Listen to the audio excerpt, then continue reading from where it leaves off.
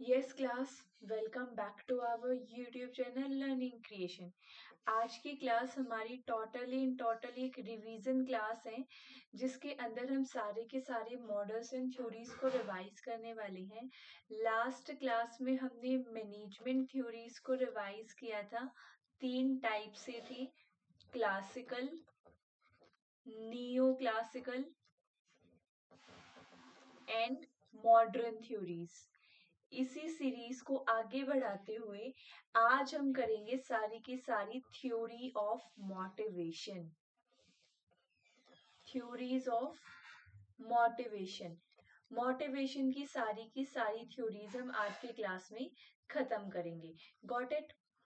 जो theories of motivation है, ये आपकी 2 टाइप से डिवाइड है। एक है आपकी कंटेंट थ्योरी एंड दूसरी है आपकी प्रोसेस थ्योरी।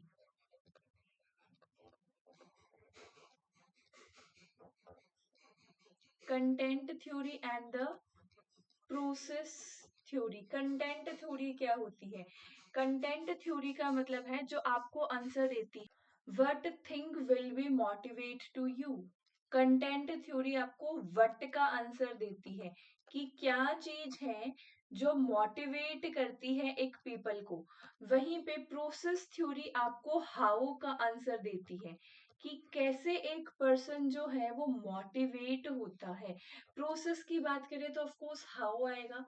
अब स्टार्ट करते हैं सबसे पहले अपनी कंटेंट थ्योरी। कंटेंट थ्योरी पहली थ्योरी है आपकी मैस्लो नीड हायरार्की थ्योरी। सबसे इजी है, बहुत सारे बच्चों ने ये पढ़ी भी होगी अपनी क्लासेस के अंदर। मैंने भी पहले भी आपको ये क्वेश्चंस के साथ काफी बढ़िया तरीके से करवा रखी है। देखो, मैस्लो नीड हायरार्की, मेरे को ये बताओ हायरार्की का मतलब क्या होता है? हायरार्की का मतलब क्या होता है? हायरार्की का मतलब आप सीक्वेंस कह सकते हो, सीक्वेंस। तो सेम वही चीज यहाँ अप्लाई होगी। मैस्लो नीड हायरार्की थ्योरी के अंदर कुछ सीक्वेंस दी हैं जरूरतों की। कौन सी? सबसे पहली है आपकी साइकोलॉजिकल, सेकंड है आपकी सेफ्टी नीड, थर्ड है आपकी सिक्योरिटी नीड। ना सेफ्टी एंड सिक्योरिटी को एक साथ भी कर लो, सेफ्टी एंड सिक्योरिटी। थर्ड है आपकी सोशल नीड, फोर्थ है आपकी self extreme need and the last one is self actualisation need. तो मैस्लो भैया ने यहाँ पे ये बोला कि जो भी मेरा चीज मेरे को मोटिवेट करती है ना, वो इस सीक्वेंस के अंदर पूरी होती है। देखो, मैं कोई भी एक्शन लेता हूँ, मैं कोई भी एक्शन लेता हूँ, वो एक्शन मैं क्यों लेता हूँ? ताकि कोई ना कोई मेरी नीड पूरी हो, मेरी कोई ना कोई जरूरत है, उस वजह से मैं एक्शन ले रहा हूँ। तो मैस्लो ने यहाँ पे ये बताया कि जो ये नीड दी है, ये इस सीक्वेंस के अंदर, इस हायरार्की के अंदर मैं हमेशा कंप्लीट करने की कोशिश करता हूँ। जब मैं सबसे पहले जॉब ज्वाइन करूंगा तो मेरा होगा कि मेरे को साइकोलॉजिकल नीड मेरी पूरी हो जाए, मतलब मैं वहां पे जॉब में खुशी के साथ काम कर पाऊं। जैसे ही आपकी साइकोलॉजिकल नीड पूरी होती है, आप शिफ्ट करते हो नेक्स्ट नीड पे, सेफ्टी एंड सिक्योरिटी नीड। अब आपको चाहिए सेफ्टी, कि मेरी एक साइकोलॉजिकल नीड तो पूरी हो रही है, मैं काम करके खुश तो हूँ, लेकिन अब मेरे को लॉन्ग टर्म के अंदर सेफ्टी भी तो चाहिए, सिक्योरिटी भी तो चाहिए, कि मेरे लिए मेरी जॉब सेफ होनी चाहिए। ये नहीं है कि मेरे मन के अंदर हमेशा डर बैठा हुआ है कि आज तो जॉब है, कल नहीं हुई तो क्या होगा। जब आपको सेफ्टी एंड सिक्योरिटी भी मिल जाती है तो आप जाते हो आगे नेक्स्ट नीड पे, सोशल नीड। सोशल नीड के अंदर क्या होता है, अब आप चाहते हो कि सोसाइटी से आपको वो एक एडवांसमेंट मिले, सोसाइटी से आपको तारीफ मिले, प्रोत्साहन मिले। मतलब यहाँ पे आप बात करते हो लव एंड इंटीमेशन की, फ्रेंडशिप बॉन्ड होना चाहिए, you are belonging to some one group और द कम्युनिटी। तो ये सब आता है आपका सोशल नीड में। फिर नेक्स्ट आती है सेल्फ एक्सट्रीम। सेल्फ एक्सट्रीम का मतलब क्या है? सेल्फ एक्सट्रीम का मतलब ये है कि आपने अपना खुद का स्टेटस वो रिकॉग्नाइज किया, मतलब यू आर फुलफिलिंग, कि आप खुद की सेल्फ रिस्पेक्ट करने लगे हो, आपको खुद पे प्राउड है कि यस मैंने कुछ ना कुछ बेटर अचीव किया है, आपके अंदर वो कॉन्फिडेंस है, आपको वो एक पीयर एप्रिसिएशन भी मिलता है, जैसे सेल्फ एक्सट्रीम नीड। इसी की एक हायर ग्रोथ की बात करते हैं तो वो है सेल्फ एक्चुअलाइजेशन। सेल्फ एक्चुअलाइजेशन का मतलब है एक्चुअली में जो तुम बनना चाहते थे वो तुम बन चुके हो।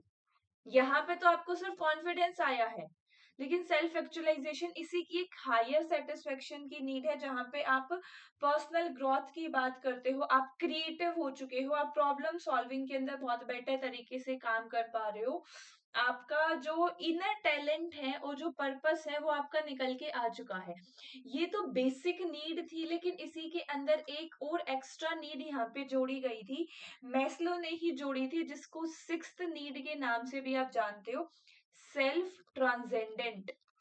इसको याद रख लेना, सीधा ये पूछ लेंगे लास्ट में कौन सी नीड जोड़ी थी, ट्रांसेंडेंट।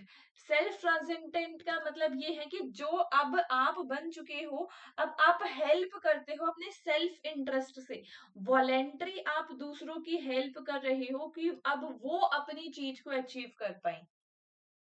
समझ में आया? इसको आप इन शॉर्ट कह सकते हो सर्विस की ह्यूमैनिटी। क्लियर यहां तक? अब इसी के साथ हम एक और एक्स्ट्रा नीड पे चलते हैं, जो इसी की एक एक्सटेंशन है। मैं इसको एक बार इरेज करती हूँ। ये मेरी फर्स्ट नीड, फर्स्ट थ्योरी थी। क्या पढ़ रहे हैं हम? थ्योरीज ऑफ मोटिवेशन पढ़ रहे हैं, जिसमें फर्स्ट थ्योरी मैंने पढ़ी मैस्लो नीड हायरार्की थ्योरी। अब इसी के अंदर सेकंड थ्योरी मैस्लो की ही एक्सटेंशन है, Alderfer ERG theory. Alderfer ERG theory. Alderfer ERG theory की एक्सटेंशन कैसे है ये देखो। एल्डफर भैया ने जो ये 6 पॉइंट आपके मैस्लो ने दिए हैं, यही सारे के सारे पॉइंट आपके एल्डफर ने दिए हैं, एक डिफरेंट वे समझना इसको। एल्डफर ईआरजी थ्योरी में यहीं पे लिखती हूँ,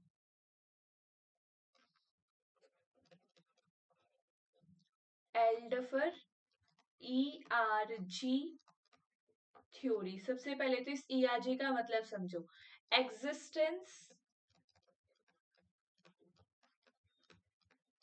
relatedness and growth. Existence, relativeness and growth. Existence need को ये बोला गया कि existence need is a combination of psychological and the safety need. Existence need combination है साइकोलॉजिकल और सेफ्टी। तो देखो इन्होंने किया क्या है, इन्होंने सिर्फ ये किया है, जो मैस्लो ने आपकी नीड हायरार्की थ्योरी दी थी उसको थोड़ा सा और सिंप्लीफाई कर दिया। मैस्लो ने 5 की पॉइंट बताए थे, बाद में एडिशनल 6 जोड़ा था, लेकिन एल्डफर ईआरजी ने इसको और सिंप्लीफाई करके 3 की पॉइंट बताए हैं कि ये 3 चीजें हैं जो आपको मोटिवेट करती है। या तो आप एग्जिस्टेंस के लिए सफर कर रहे हो कि आपको बेसिक रोटी कपड़ा मकान जॉब सिक्योरिटी सेफ्टी ये सारी चीजें चाहिए। फिर है रिलेटेडनेस। रिलेटेडनेस को आप ले सकते हो सोशल के अंदर, और थोड़ा सा पार्ट इसमें सेल्फ एक्सट्रीम का भी ले सकते हो, जहां पे आप इन्वॉल्व हो love belonging relationship respect recognization from other and all. तो ये है रिलेटेडनेस नीड। फिर बात करते हैं ग्रोथ की, कि अब यहाँ पे आप सेल्फ एक्सट्रीम का बचा हुआ पार्ट प्लस सेल्फ एक्चुअलाइजेशन की बात करती हो, कि जहां फोकस होता है पर्सनल डेवलपमेंट पे, क्रिएटिविटी पे, रियलाइज करते हो आप अपने खुद के पोटेंशियल को। सेकंड थ्योरी ईआरजी थ्योरी एल्डफर की क्लियर हुई। थर्ड पे चले। थर्ड थ्योरी है आपकी हर्बर्ग 2 फैक्टर थ्योरी। मैं एक बार इसको यहां से क्लियर कर देती हूँ,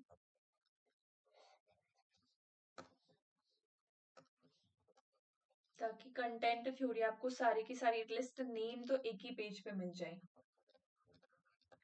हर्बर्ग्स 2 फैक्टर थ्योरी। हर्बर्ग 2 फैक्टर थ्योरी क्या है, अब इसे समझो। 2 फैक्टर की बात की है। कौन से 2 फैक्टर हैं? एक है आपके हाइजीन फैक्टर, एक है आपके मोटिवेटर फैक्टर।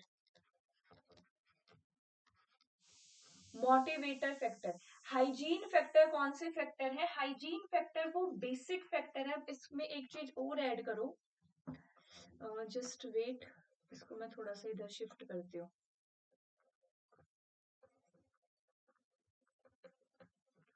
ये प्रेजेंट है एंड एब्सेंट है। अगर हाइजीन फैक्टर प्रेजेंट है तो आप रहोगे न्यूट्रल, न्यूट्रल। लेकिन हाइजीन फैक्टर एब्सेंट है तो आप हो जाओगे डीमोटिवेट,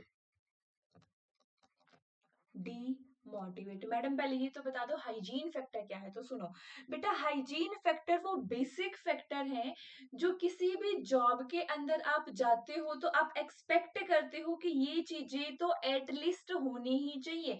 हाइजीन फैक्टर में आ गया लाइक आपकी आप ले सकते हो water facility, drinking water facility तो होनी ही चाहिए, वॉशरूम तो होना ही चाहिए साफ सुथरा, आपको एक बेटर टेबल चेयर बैठने की सही जगह तो होनी चाहिए। मतलब बेसिक चीजें जो किसी भी जॉब में जाते हो, कहीं पे भी जाते हो, जो बेसिक हाइजीन के लिए जरूरी है वो आपकी हाइजीन फैक्टर के अंदर आते हैं। अगर किसी जॉब के अंदर या किसी भी रोल के अंदर अगर हाइजीन फैक्टर प्रेजेंट है तो आप कहोगे भाई ये तो नॉर्मल सी चीज है, इससे मोटिवेशन क्या मिलेगा मुझे, ये तो हर जगह जरूरी है। लेकिन वहीं पे वही हाइजीन फैक्टर अगर एब्सेंट है तो आप डीमोटिवेट जरूर हो जाओगे कि एले भाई ये भी नहीं है इनके पास, तो पीने की भी सुविधा नहीं है पानी की, टेबल पे भी इतनी मिट्टी पड़ी है, तो ये आपको डीमोटिवेट कर देते हैं। वहीं पे मोटिवेटर फैक्टर क्या होंगे? मोटिवेटर फैक्टर में आप एग्जांपल ले लो आपकी रिस्पॉन्सिबिलिटी, कि आपको ज्यादा रिस्पॉन्सिबिलिटी दी जा रही है, आपको एक रिस्पेक्ट दी जा रही है, आपको चैलेंज दिया जा रहा है, आपको और बेटर रोल दिया जा रहा है जिससे आपको मोटिवेशन मिलेगा। अगर मोटिवेशन फैक्टर प्रेजेंट है, मोटिवेशन फैक्टर प्रेजेंट है तो ऑफ कोर्स मोटिवेट होगे। लेकिन ये एब्सेंट है तो आप न्यूट्रल रहोगे कि ना तो भाई मैं ज्यादा मोटिवेट हूं ना मैं डिमोटिवेट हूं, बस मेरा काम चल रहा है। क्लियर? अब एक पॉइंट स्टार लगा के लिख लेना यहाँ पे, वो ये है today's hygiene factor become, sorry, today's motivator factor, today's motivator factor become tomorrow hygiene factor,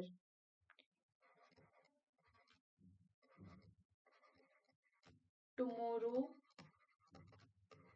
hygiene factor. मतलब आज के जो आपके मोटिवेटर फैक्टर हैं वो कल के आपके हाइजीन फैक्टर बन जाएंगे। वो कैसे?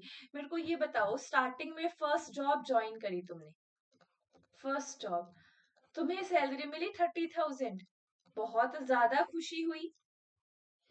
उसके 10 साल, 10 साल तो ज्यादा हो गए, मैं पता नहीं हर बार 10 ही क्यों बोलती हूँ।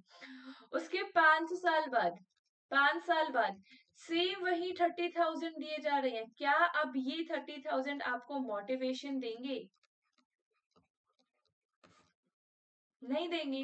तो यही चीज यहाँ बोली गई है कि जो आज के मोटिवेटर फैक्टर है वो कल के हाइजीन फैक्टर बन जाते हैं। ये भी समझ में आ गया? अब आगे देखो, नेक्स्ट है आपकी McClelland need theory. McClelland need theory. अब ये एमसी स्कैंडेला नीड थ्योरी क्या है इससे समझो। यहाँ पे ना आपको टोटल 3 टाइप ऑफ, ये तो दिखेगा ही नहीं तुम्हें पेन, 3 टाइप ऑफ नीड दी है एमसी स्कैंडेला ने। कौन कौन सी नीड दी है? नीड फॉर अफिलिएशन,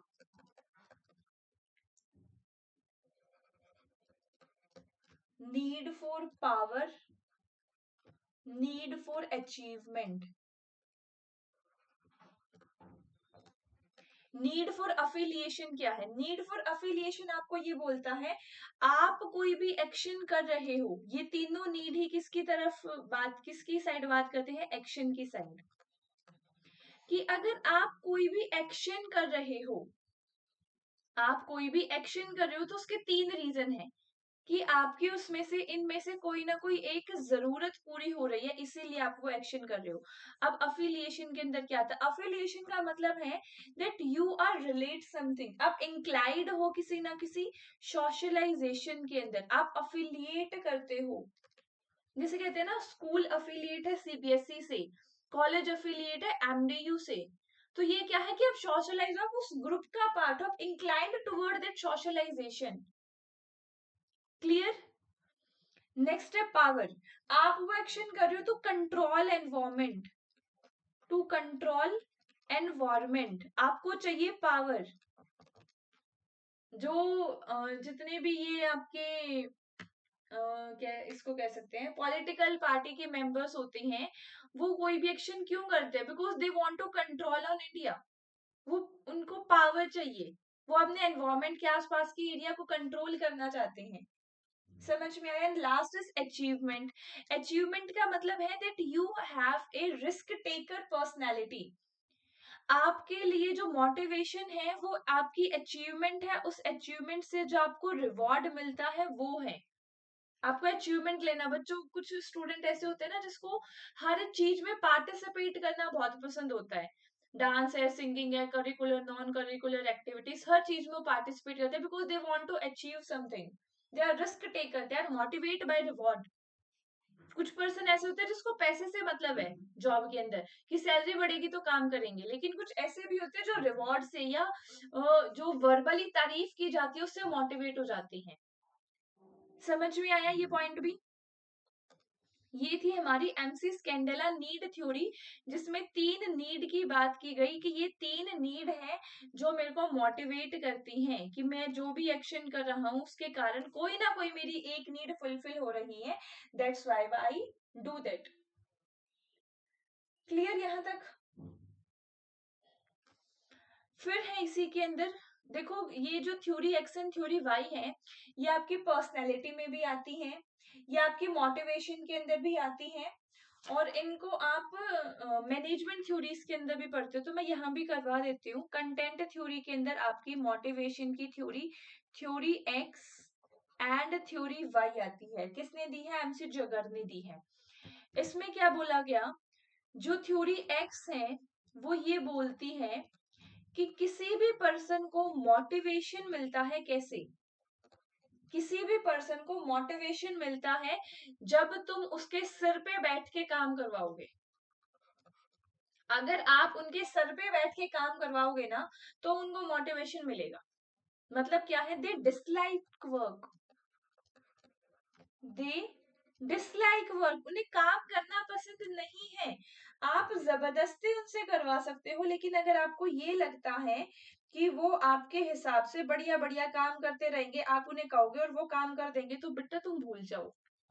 ये ऐसी टाइप की पर्सनैलिटी है जिनके सिर पे बैठ के आपको काम करवाना पड़ता है। समझ में आया? तो यहाँ पे ये एज्यूम किया जाता है कि जो एवरेज पर्सन है, मतलब जो ज्यादातर पर्सन होते हैं, दे डिसलाइक वर्क।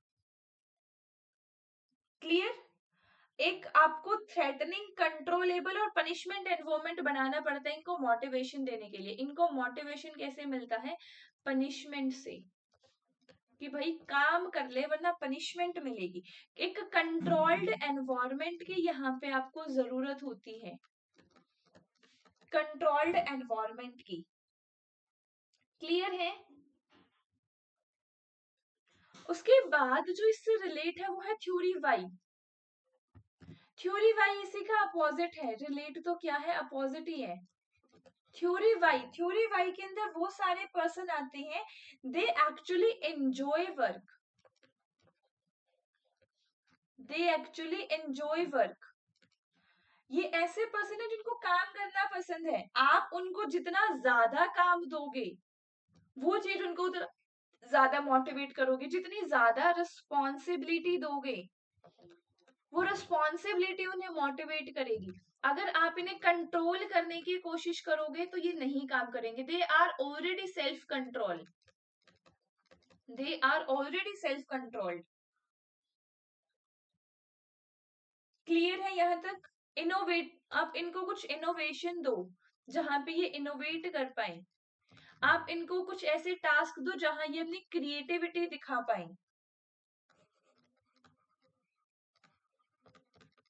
तो इनको मोटिवेशन मिलेगा। क्लियर है? अब इसी के साथ एक थ्योरी जेड भी आती है, अब कर रही हैं तो ये भी समझ लो।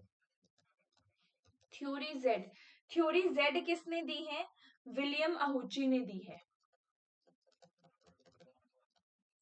विलियम अहुची, विलियम अहुची ये एक्चुअली ना एक तरीके की जापानीज मैनेजमेंट टेक्निक है, इसको भी याद रखना, ये पूछ लेते हैं कई बार पेपर में।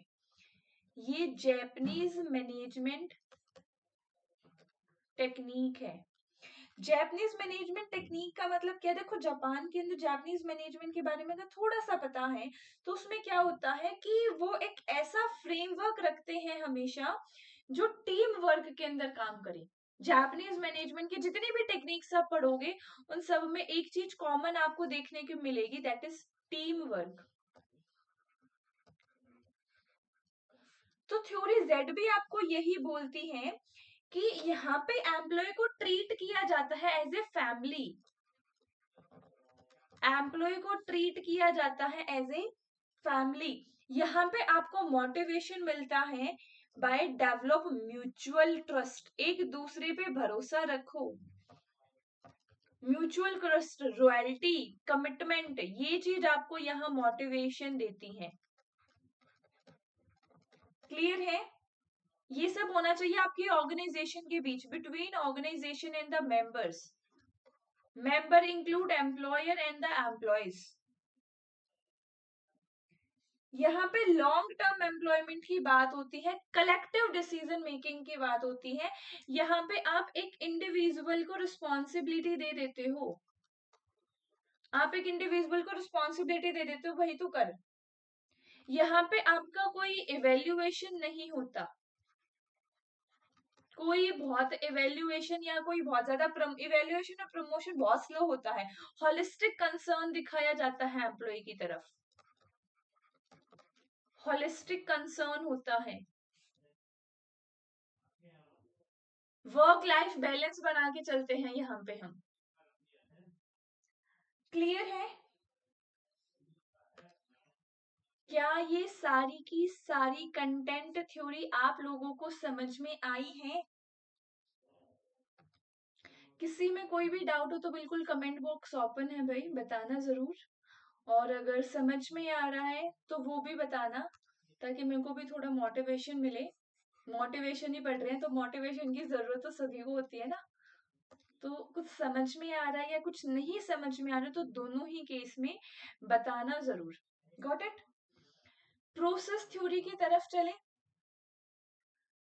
प्रोसेस थ्योरी आपको देती है हाउ का आंसर, कि कैसे एक चीज आपको मोटिवेट करती है। तो इसमें सबसे पहली है आपकी व्रूम एक्सपेक्टेंसी थ्योरी।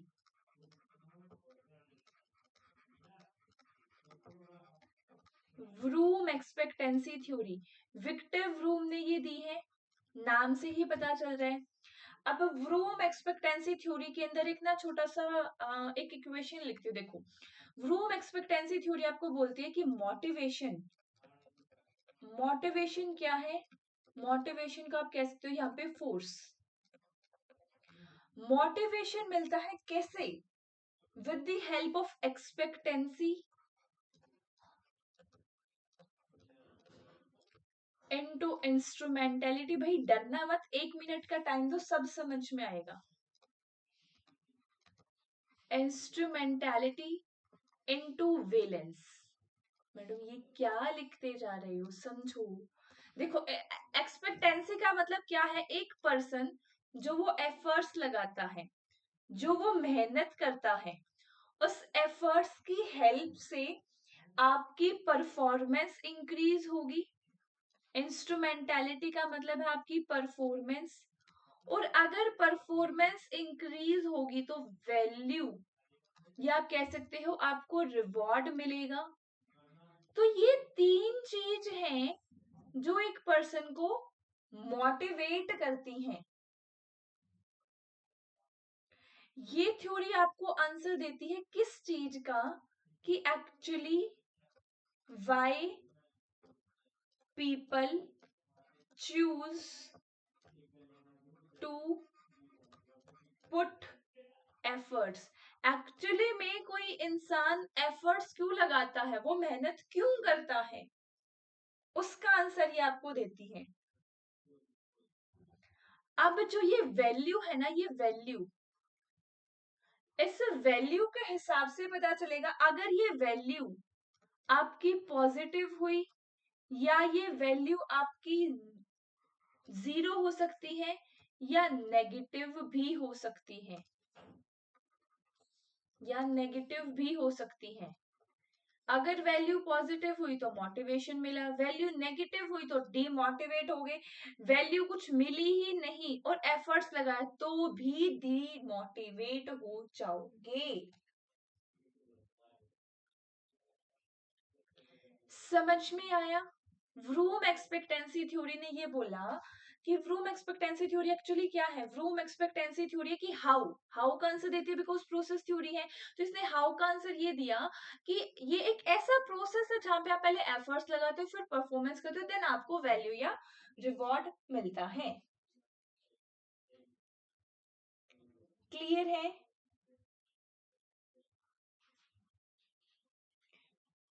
इसी की एक एक्सटेंशन है जिसको बोला गया expectancy model of porter and lower.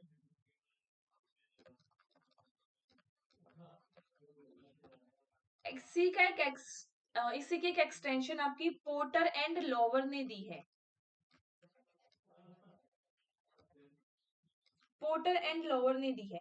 देखो व्रूम ने तो क्या बोला था कि मोटिवेशन मिलता है एक्सपेक्टेंसी इंस्ट्रूमेंटेलिटी इन वेलेंस के थ्रू, लेकिन यहाँ पे आपके पोर्टर एंड लोअर ने क्या बोला कि motivation, performance and satisfaction are not simple cause and effect,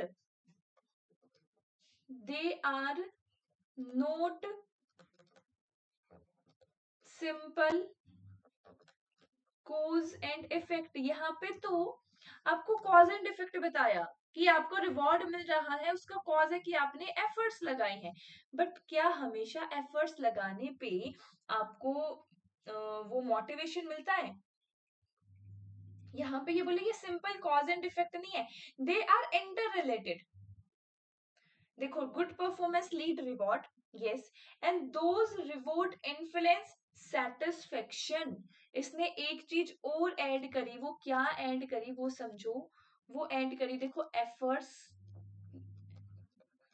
effort से परफॉर्मेंस, बिल्कुल ये तो वही चल, परफॉर्मेंस, रिवॉर्ड, वो रिवॉर्ड के बाद जो आपको सेटिस्फेक्शन मिलती है ना, एक्चुअली में वो सेटिस्फेक्शन आपका मोटिवेशन है।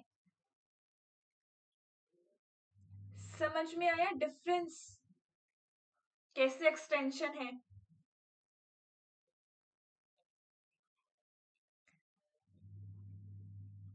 पोर्टर लोअर मॉडल भी समझ में आया, यहां लिख भी लो।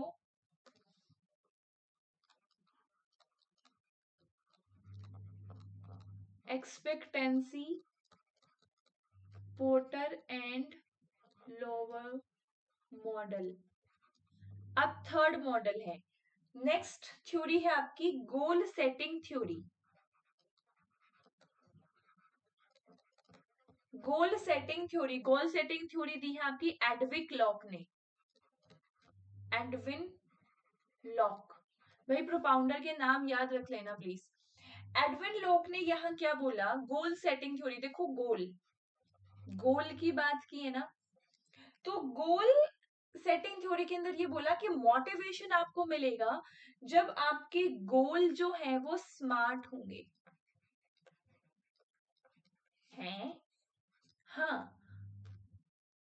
गोल जो है वो स्मार्ट होंगे। मैडम मतलब क्या बोले जा रहे हो?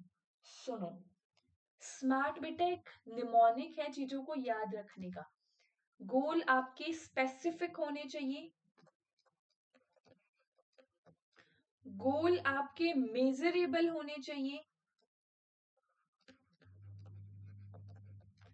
गोल आपके अचीवेबल होने चाहिए, गोल आपके आर से क्या था, आर से रेलेवेंट, गोल आपका रेलेवेंट होना चाहिए एंड गोल आपका टाइम बाउंड होना चाहिए। देखो अब समझो, स्पेसिफिक का मतलब क्या है कि आपको क्लियरली पता होना चाहिए, डिफाइंड होना चाहिए, फोकस होना चाहिए। सिंपल सा स्पेसिफिक है कि एक्चुअली में बता दिया कि 10% सेल इंक्रीज करनी है, that's it specific.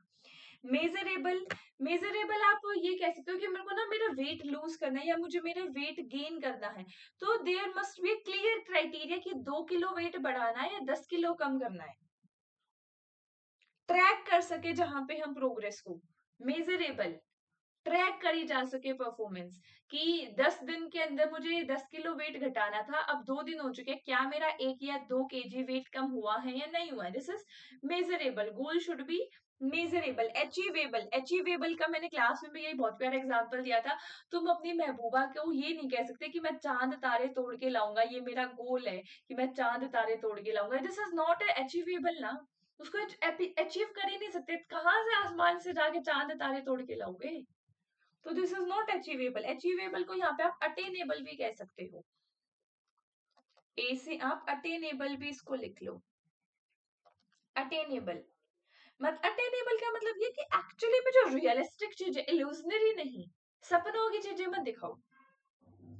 Relevant, relevant का मतलब है कि एक्चुअली में जो आपके ऑर्गेनाइजेशन के अंदर हेल्प भी करे, ऐसे ही कोई भी आलतू फालतू चीज मत ले आओ, रेलेवेंट भी होना चाहिए, उसका कोई फायदा भी निकलना चाहिए, ओवरऑल ऑब्जेक्टिव में भी उसका फर्क दिखना चाहिए। And the last is time bounded. Time bounded का मतलब ये बोला कि 10 दिन के अंदर वेट कम करना है तो 10 दिन के अंदर ही करना है, यू नहीं कह रहे वेट तो वो कम करूंगा अगले 2 जन्म में या 4 जन्म में, ये नहीं पता।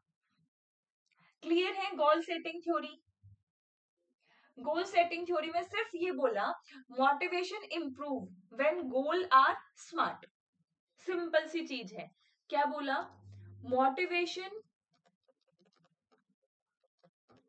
होगा जब गोल जो है वो आपके स्मार्ट होंगे, ये बोला गोल सेटिंग थ्योरी ने, एज सिंपल एज दैट। इससे सिंपल चीजें हो सकती हैं क्या? बुक उठा के देखो, माथा घूमेगा तुम्हारा। 10 बुक में से ये सारा कंटेंट बनाया है ना, हर बुक में किसी में 2 थ्योरी, किसी में 4 थ्योरी, किसी में 6 थ्योरी मिलनी है तुम्हें। आ जाओ आगे। नेक्स्ट आपका इक्विटी थ्योरी। इक्विटी थ्योरी, अब इक्विटी थ्योरी क्या है? इक्विटी थ्योरी स्टेसी एडम्स ने दी है, स्टेसी एडम्स ने दी है। यहाँ पे इन्होंने क्या बोला कि मोटिवेशन डिपेंड करता है ऑर्गेनाइजेशन की फेयरनेस पे। क्या? यहाँ पे इन्होंने क्या बोला? Motivation depend on organization fairness. Actually में देखो क्या होता है कि हम एफर्ट्स तो लगाते हैं, लेकिन एफर्ट्स लगाने का हमें जब एडवांटेज नहीं मिल पाता, या जैसे हम कहते हैं ना कि भाई पेपर की तैयारी तो करते हैं लेकिन सरकार जब वो पेपर कैंसिल कर देती है ना तो डिमोटिवेट हो जाती है। तो सेम वही चीज यहाँ है कि अगर आपकी ऑर्गेनाइजेशन के अंदर हर चीज क्लियर एंड फेयर है, आपका जो कलीग है या जो आपका फ्रेंड है उसके साथ जो आपका कंपैरिजन हो रहा है सेम उसकी भी सैलरी है, उसकी नॉलेज स्किल एक्सपीरियंस सब कुछ सेम है, फिर भी उसको दिए जा रहे हैं 50,000 रुपए और आपको दिए जा रहे हैं 30,000 रुपए, तो ऑफकोर्स मोटिवेशन नहीं, डिमोटिवेट हो जाओगे। तो इक्विटी थ्योरी में बताई है कि इक्वालिटी होनी चाहिए, that is based on the social exchange process in which individual make a contribution to expect a certain reward. तो मोटिवेशन थ्योरी कह रही हूँ, इक्विटी थ्योरी ऑफ मोटिवेशन आपको ये बोलती है कि motivation depend on the organization fairness, first point, and the second point है this is a social exchange process where individual make a contribution to expected certain reward, कि individual को motivation मिलेगा जब वो कुछ ना कुछ कंट्रीब्यूट कर रहा है और उसके कंट्रीब्यूशन के हिसाब से उसको रिवॉर्ड भी मिल रहा है। समझ में आया?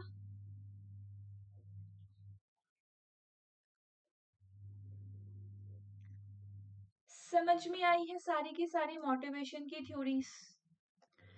नेक्स्ट आपकी एक थ्योरी और बची है जो मैंने लास्ट टाइम भी क्लास में छोड़ दी थी, इसको कंप्लीट कर लो आज।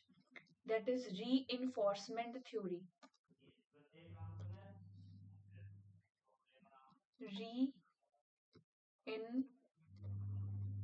Reinforcement theory.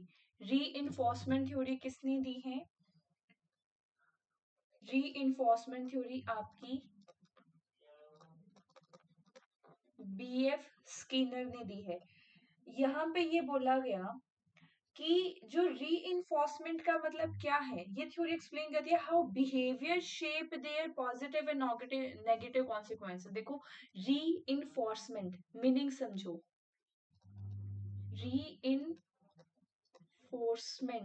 कि आप ये फोर्स कर रहे हो कि वो चीज दोबारा होगी या नहीं होगी। तो री के अंदर दो चीजें हैं, पॉजिटिव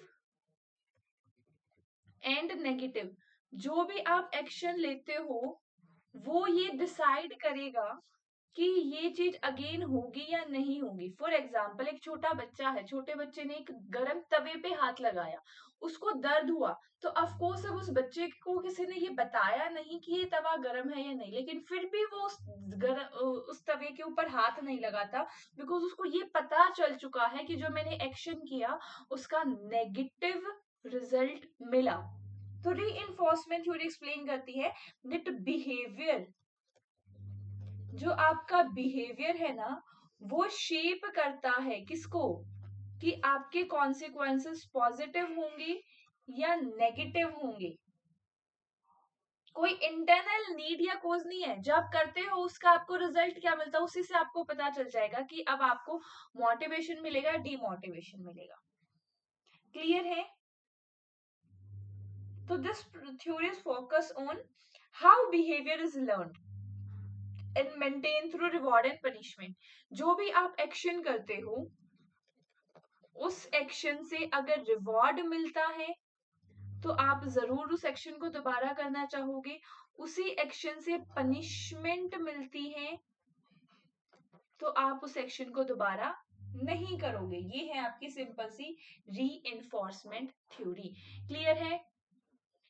ये थी हमारी सारी की सारी मोटिवेशन की थ्योरी। होप सो आपको चीजें पसंद आई होंगी, समझ में आई होंगी। किसी को फिर भी डाउट हो तो बिल्कुल comment box is open for you. Thank you so much.